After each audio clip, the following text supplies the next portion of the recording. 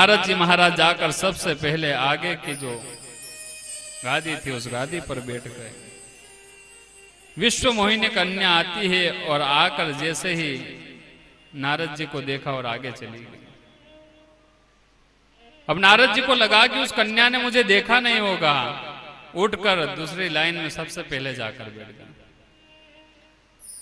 फिर कन्या ने जब देखा तो कन्या वहां से चली गई। अब आप बताइए कौन बंदर वाले स्वरूप से कौन विवाह करेगा? और वहीं उस स्वयंवर में भगवान नारायण अपने सुंदर स्वरूप को लेकर, परम सौम्य स्वरूप है भगवान का, और आकर स्वयंवर में विराजित होते हैं। जैसे ही विश्व मोहिनी जाती है, जयमाल जाकर भगवान को पहनाती है और वहां पर उन्हें अपना क्या वर्ण कर लेती है भगवान का। और जैसे ही नारायण का वर्ण करा विश्व मोहिनी ने, उधर सारे राजागण देवर्षि नारद की ओर देखकर जोर जोर से हंसने लगे। और भगवान शिव के जो गण थे उन्होंने जाकर कहा, अरे राजन पहले अपना मुख तो देख लेते। अब जहां ऐसी बात सुनी तो कहा कि जाओ जाकर प्रतिबिंब में जल में अपना मुखमंडल देखो। नारद जी जाते हैं और जाकर जब अपना प्रतिबिंब देखा, इतना क्रोध आया कि जिस नारायण से मैंने उनका स्वरूप मांगा था, उन नारायण ने मुझे बंदर का रूप दे दिया। क्रोधाग्नि में ज्वलित होने लगे और जाकर कुपत भाग रुज व्याकुल रोगी, वेदन दे सुनौ मुनि जोगी। क्या रूप मांगा था? स्वयं का। दिया क्या? बंदर का।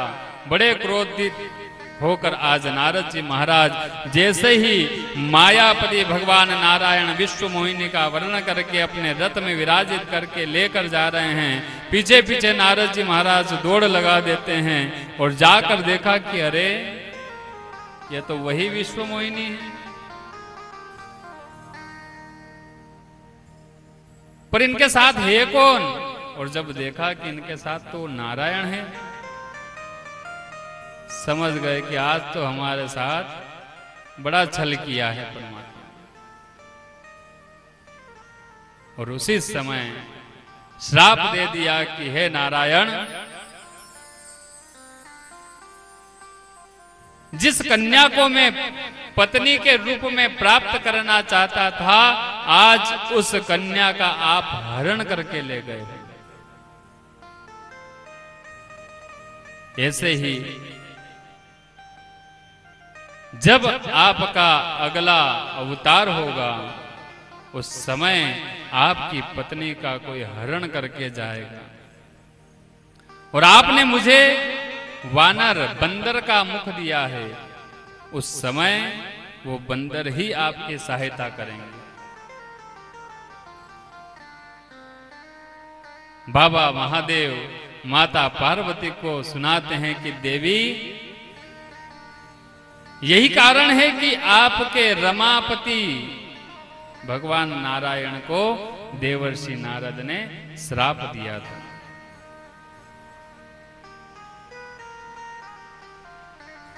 क्या श्राप दिया है?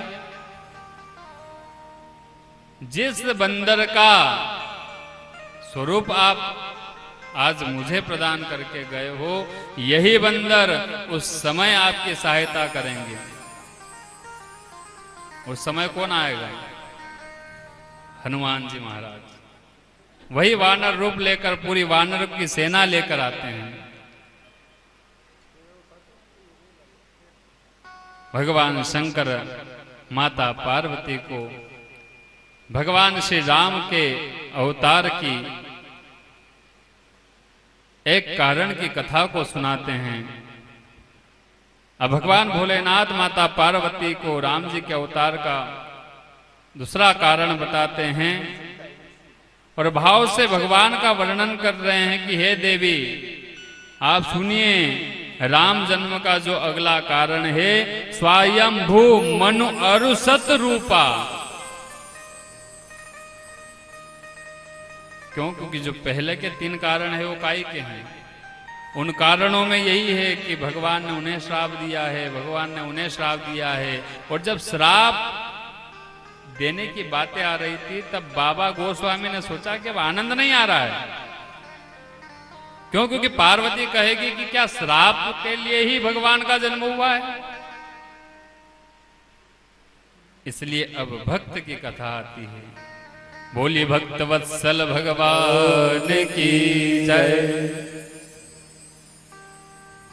और बाबा वर्णन करते हैं कि स्वयंभू मनु अरु सत रूपा, स्वयंभू मनु अरु सत रूपा, जिन देवे नर सृष्टि अनुपा। श्री राम जय राम जय जय राम, श्री राम जय राम जय जय राम। स्वयंभू कौन? स्वयंभू मनु और सतरूपा। मनु और सतरूपा की कथा को सुनाते हैं। कौन मनु सतरूपा? जिनकी संतान हम हैं और इसीलिए हम मानव कहलाए हैं। हम किसकी संतान हैं? मनु और सतरूपा से ही हम मानव कहलाए हैं। तो महाराज मनु और सतरूपा ने मानवीय सृष्टि का निर्माण किया। और यहां पर कहते हैं कि मनु महाराज ने 71 चतुर्युगी तक राज्य किया है। कितने? चतुर्युगी। और उसके बाद वैराग्य नहीं हुआ। हो ये न विषय विराग भवन बसत मां भा चौथपन। चौथेपन में वृद्धावस्था हृदय बहुत दुख लाग जगन गयन हरि भगति बिनु। विषय देश, अब विषय कहते हैं देश को। तो मनु महाराज को इस भारत भूमि में वैराग्य नहीं हो रहा है। 71 चतुर्युगी तक राज्य किया। फिर बरबस राज्य बच्चों को सब कुछ सौंप दिया। और सब कुछ सौंपने के बाद जंगल में चले गए, गोमती नदी में स्नान किया। स्नान के पश्चात साधु संतों के आश्रम में पहुंच जाते हैं। 12 अक्षर मंत्र का जाप किया है।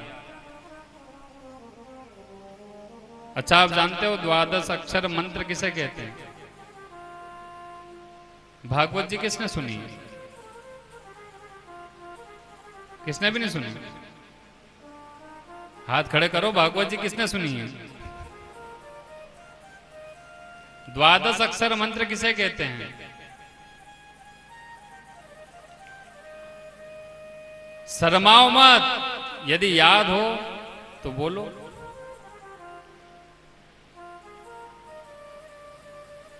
इतनी कथाएं सुन रहे हैं टीवी पर, टेलीविजन पर, मोबाइल पर। रोज जहां कथाएं होती है वहां चले जाते हैं, पर हमें वो ज्ञान नहीं है। बस उस कथा को सुना है, उस कथा को धारण नहीं किया है, उस कथा को स्वीकार नहीं किया है।